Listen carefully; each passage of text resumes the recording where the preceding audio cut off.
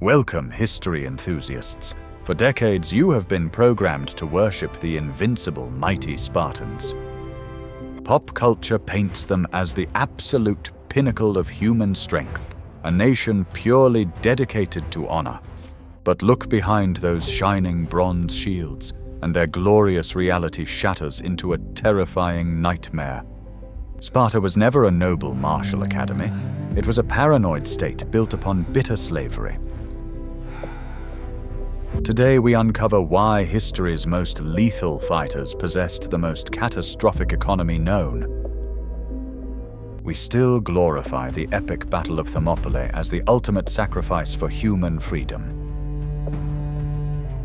We picture King Leonidas standing tall, a beacon of pure masculine strength and unyielding courage. To achieve this physical perfection, Spartan boys were forcefully taken from their grieving mothers at a young age. At the age of 7, they entered the Agoge, a relentless camp meticulously designed to break them. History tells us these starving children were routinely forced to battle each other over tiny scraps of dry food. They were beaten repeatedly just to test their raw endurance against unimaginable physical pain. This cruel environment systematically stripped away their childhood and extinguished their gentle nature. The sole purpose was molding them into mindless weapons, functioning perfectly within the deadly phalanx formation.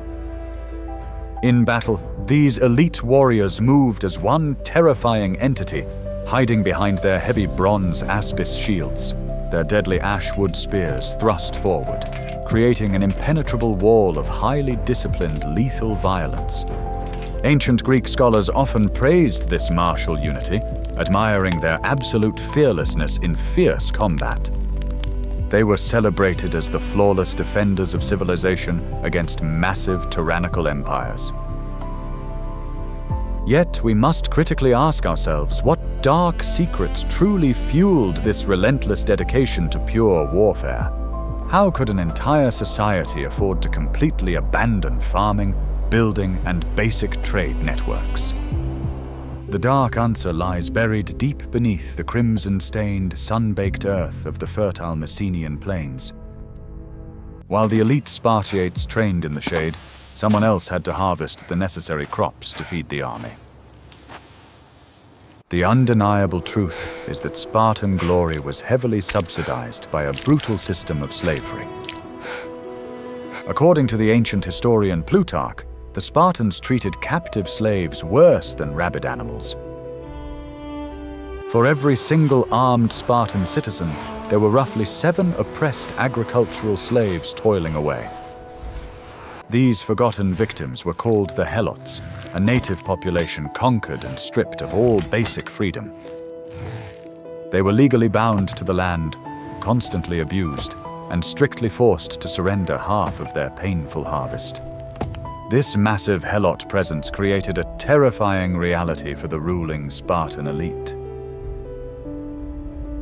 They lived in a suffocating state of absolute paranoia, terrified of a massive slave rebellion. Because of this overwhelming fear, Sparta systematically transformed itself into a brutal police state. Their famous military was rarely deployed abroad to conquer new territories or expand their national wealth. Instead, the legendary phalanx functioned primarily as an internal weapon to oppress captive workers. To maintain absolute control over the masses, the government created the Krypteia, a secret police force. Young Spartan assassins were quietly sent into the countryside at night, armed with only a short iron dagger.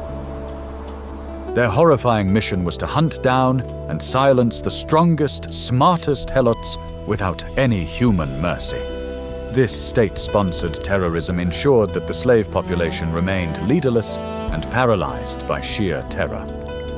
They even routinely forced the Helots to drink themselves into a stupor to mock their basic humanity.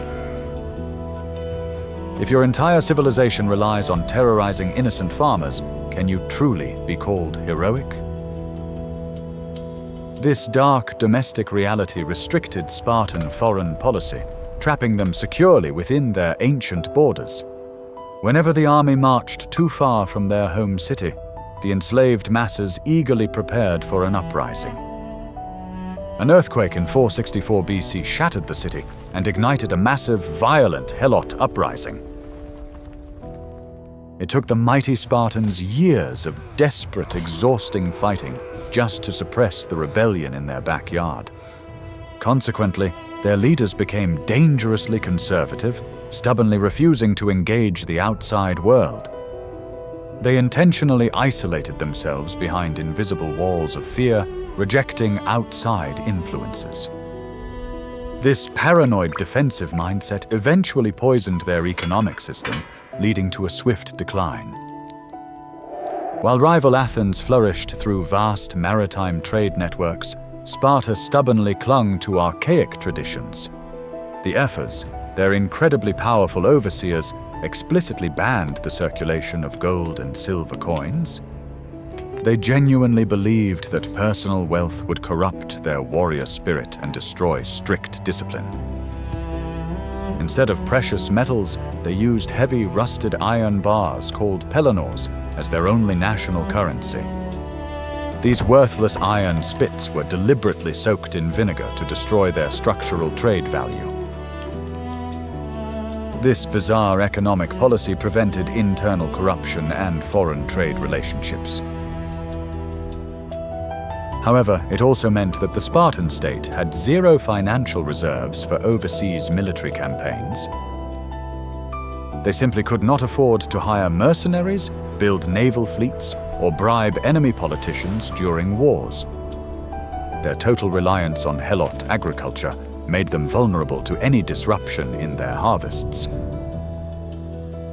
Without wealthy merchants, creative engineers, or visionary minds, Sparta remained frozen in the ancient Bronze Age.